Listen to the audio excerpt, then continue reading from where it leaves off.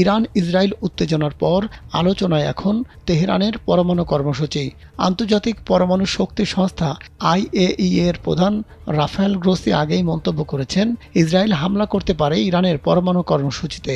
তবে ইরানও পাল্টা হুমকি দিয়ে রেখেছে, তেল আবিব হামলা করলে ইরান তা যুদ্ধ হিসেবে বিবেচনা করবে। ইসরায়েল বারবার অভিযোগ করে আসছে, ইরান পারমাণবিক অস্ত্র তৈরির খুব কাছাকাছি রয়েছে, আর কয়েক সপ্তাহ পরে তারা এটি সম্পন্ন করে ফেলবে, যদিও ইরান সেই দাবি প্রত্যাখ্যান করেছে।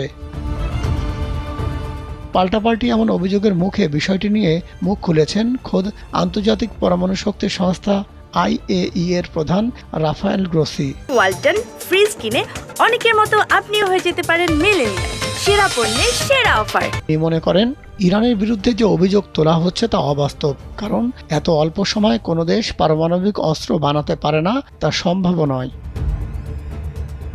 তবে বিষয়টি নিয়ে সন্দেহ তৈরির কারণও আছে, কেননা ইরানের পরমাণু সমৃদ্ধকরণ প্রকল্পটি দেখতে যেতে সময় নিচ্ছে পরমাণু শক্তি সংস্থাটি। আন্তর্জাতিক পর্যবেক্ষকরা দেশটির পরমাণু কর্মসূচি পরিদর্শন না করায় বিষয়টি নিয়ে সন্দেহ বেড়েছে, এমনটি বলছেন আন্তর্জাতিক পরমাণু শক্তি সংস্থা IAEA এর প্রধান রাফায়েল গ্রোসি। তিনি বলেন, পরমাণু বোমা তৈরির জন্য সমৃদ্ধ ইউরেনিয়াম পাওয়া থেকে কয়েক মাস নয়, কয়েক সপ্তাহ দূরে আছে ইরান। তিনি বলেন, তবে এর মানে এই নয় যে সেই সময়ের মধ্যে পারমাণবিক অস্ত্র হয়ে যাবে।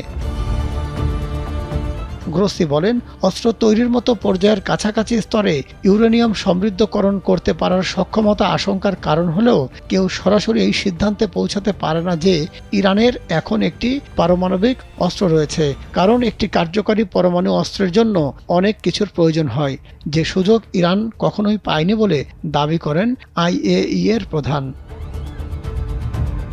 গ্রোসি বলেন, ইরানের পরমাণু কর্মসূচির উপর নজর রাখতে যতটা সুযোগ পাওয়ার কথা IAEA ততটা পাচ্ছে না, সে কারণে দেশটির পরমাণু কর্মসূচি নিয়ে আরও সন্দেহ তৈরি হচ্ছে বলে মনে করেন তিনি।